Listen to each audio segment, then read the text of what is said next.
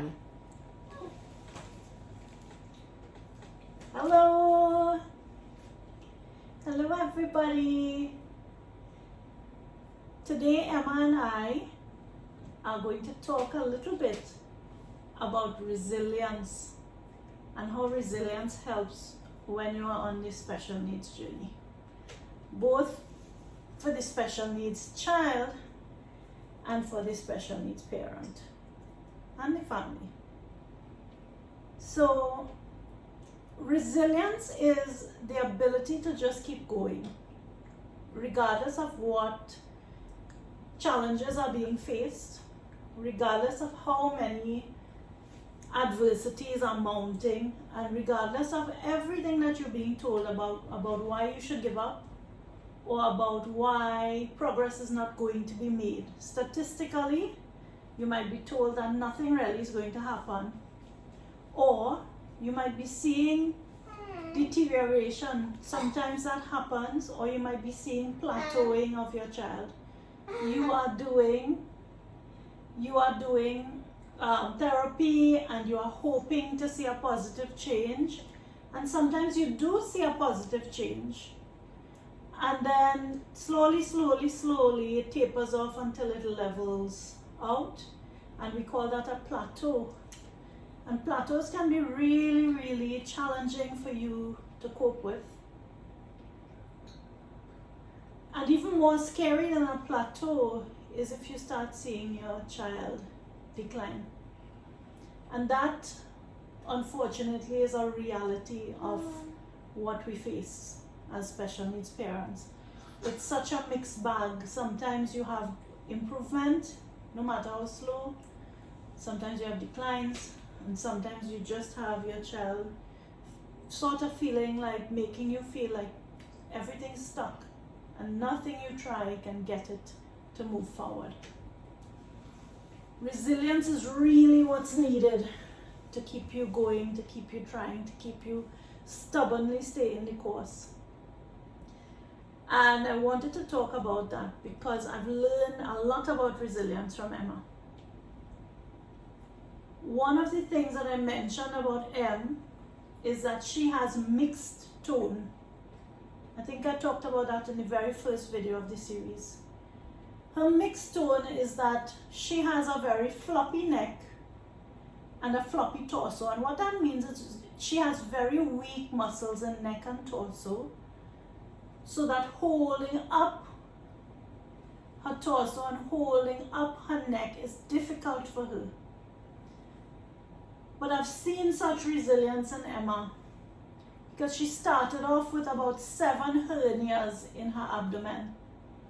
7 places where the muscle was so weak that the gut started poking through.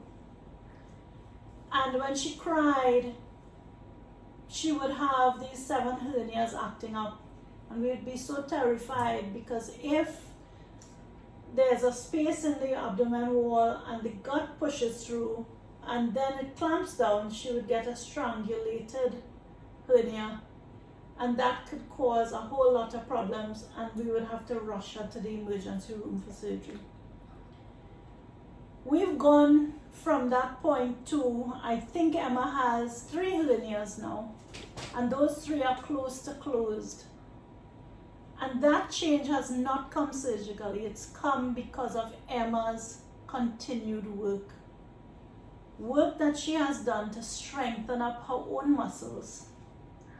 Work that she has done to power through and to say, yes, I'll keep trying to lift myself. Yes, I'll keep trying because mommy, daddy, auntie are asking. And she never complains. Emma Luz, raise heady for mommy, please. 1, 2, 3. I'm going to count for you if you raise your heady. Raise heady and mommy will count. Come on. 1, 2, 3. And then of course she cheats. She leans her head back and finds my shoulder and holds it.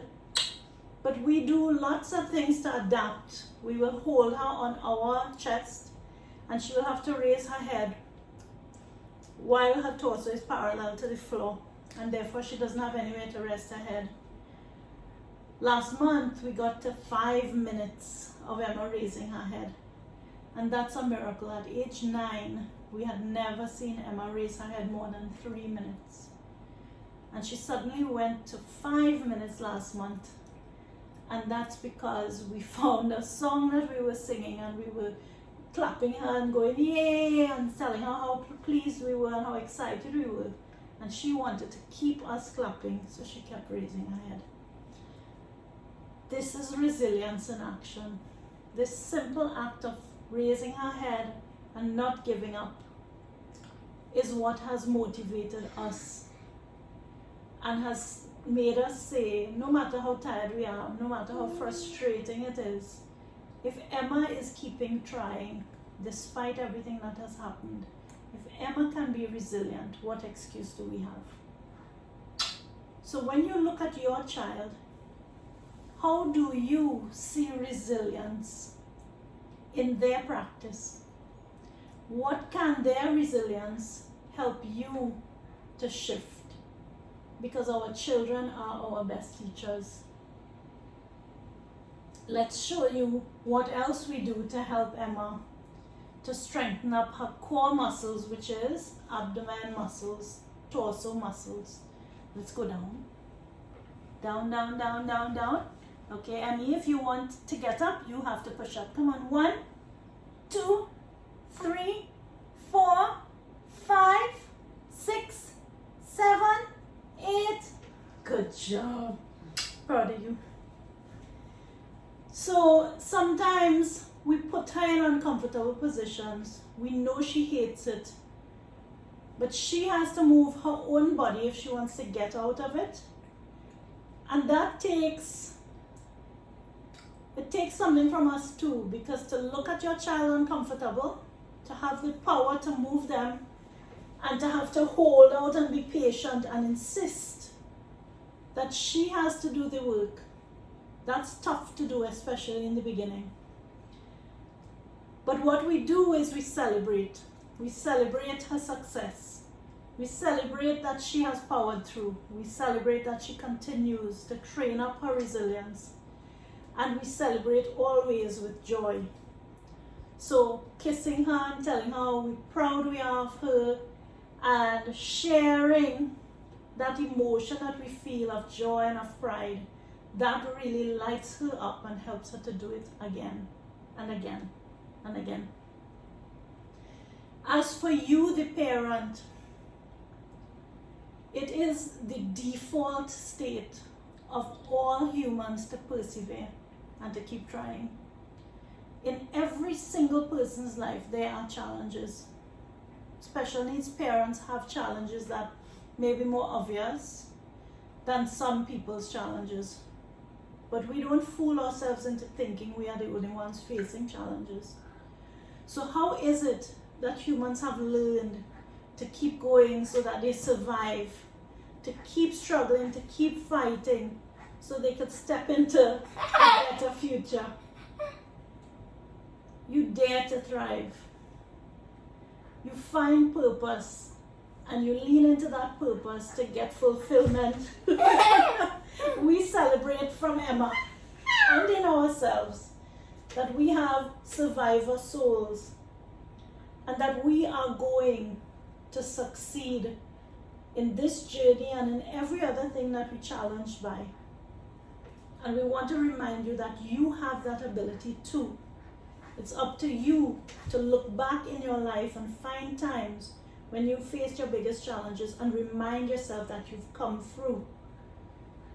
And so this next challenge in front of you is just another one.